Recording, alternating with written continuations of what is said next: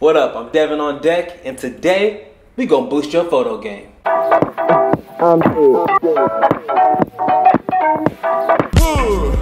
So initially, I was gonna start this video off just jumping right into your Twitter questions, picking up where we left off from Instagram stories, but that wouldn't have been fair for everybody. Couple reasons for that. One, this is YouTube, brand new space.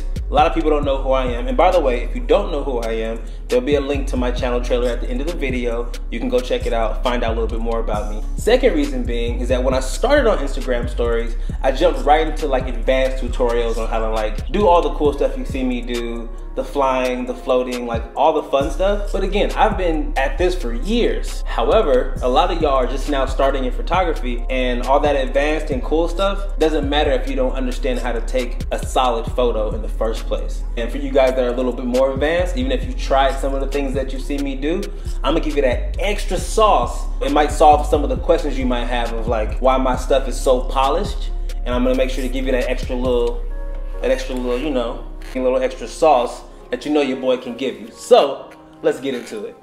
Number one, do not obsess over your gear. It doesn't matter if you have a fancy DSLR or a smartphone. If you're a dope photographer, you dope.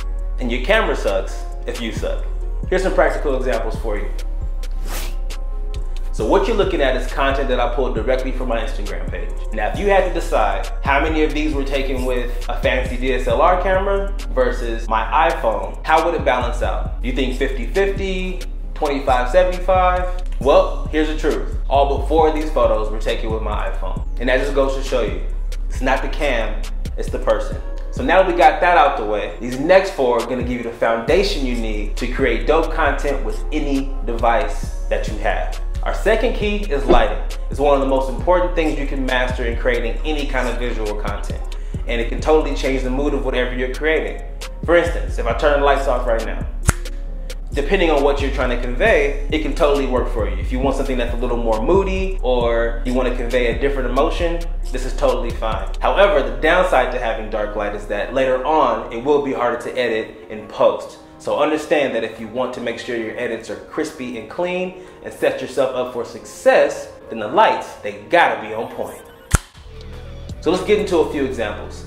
With this photo set, it was my favorite kind of day, what I call an even day, even but bright day. So it's not necessarily gloomy, however, it is overcast, and that is the key because then I can edit my tones a lot better. So you see the tones are very even, my skin's very even, and it looks great. Now in this example, I did the exact opposite. So I shot in the day when the sun was the harshest. It was actually a really hot day. I was sweating underneath these clothes. I wanted to capture shadow. I wanted to capture hard shadow and make sure it was a part of the overall aesthetic because I wanted the mood to be very stark. If you notice how I cropped the photos, I made sure the shadow was a part of the conversation and a part of the composition of the whole photo. So it gave me so much more to play with. And another time of day that is super fun to play with is golden hour. Since I take a lot of my photos here in downtown LA, it gives me amazing reflections, nice golden warm hues hitting off the buildings that gives a great futuristic, architectural, metropolitan vibe,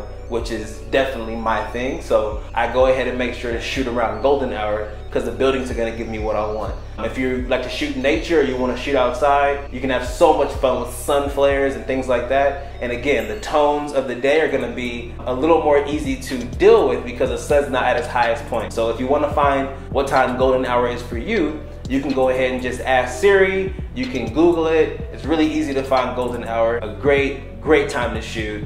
Highly recommended you play with it. The next thing we're gonna talk about here is movement. One of the keys to adding dynamic and flow and flavor and life to your photos. I'm telling you right now, it is major key. Major. Now here are a few examples of how I've grown in this area personally. Now the photo of the black Vans here is from 2014. Same guy, same subject matter, shooting a shoe, floating, same camera. Yet, these photos look totally different because of one major change, movement.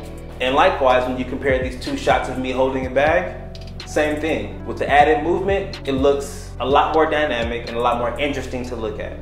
And that's the exact point. Our next one is perspective or angle. Now, it's really easy to go out and just get a tripod and click a button. Anybody can do that. What separates a great photo from a good photo is one that has been explored from different angles and different perspectives. Now here's an example of the same shot, similar pose.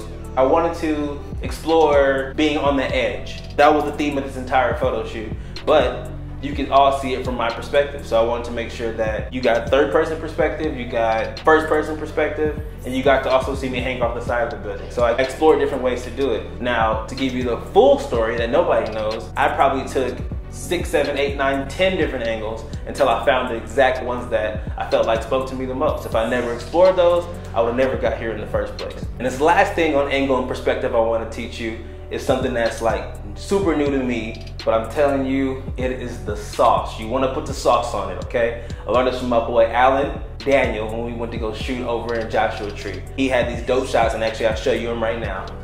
He had these killer shots of me leaping off of this cliff-ish, and it was from a crazy perspective. As you can see, he got really low on the hill, but then he also made sure I had some stuff in the foreground to kind of give a, he's really good with that. Like, he's really good with like depth.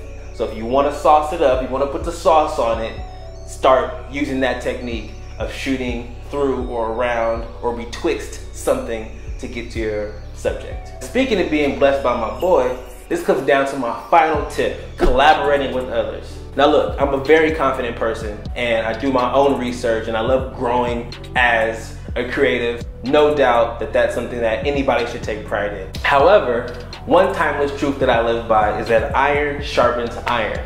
So anytime I've ever collabed with anybody, it's always come out for the better. Even if the photos or the content didn't come out perfect or even usable, I walked away with a relationship. And sometimes that relationship blossomed into other opportunities. So you never know. You never know what that can do for you down the road. So be open. If you're a very strong and independent person like I am, push yourself to maybe collaborate 2, 3 times this year before the year's over. You ain't gotta do it all the time, every day, but trust me, it's super beneficial.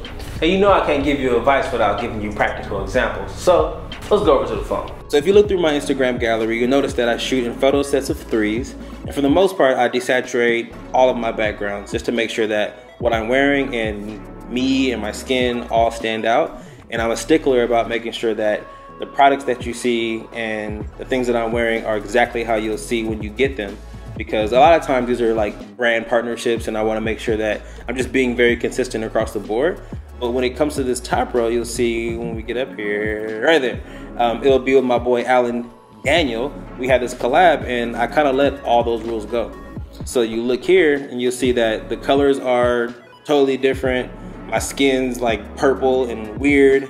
The shoe colors are not even true to what they look like in real life. I let all the rules go because I just wanted to push myself to do something different. And I mean, look at them. They're just clean. Like, I don't have to stick to my rules hella tough all the time. And this ended up, you know, being one of my favorite and one of my best collabs ever. I love this.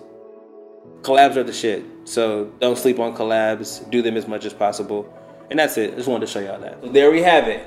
5 ways to get your photos on another level. Number 1, don't trip over your equipment. 2, make sure your lighting's on point. 3, add some movement. 4, try some perspectives. Get some angles going. And 5, and most importantly, my personal favorite, as you know, collaborate with others. If you enjoyed this video at all and or learned anything, make sure to give your boy a thumbs up, leave some feedback in the comments, and if you haven't yet, subscribe. Don't play yourself, because on the next how-to, I'm going to teach you how to make anything or anyone float.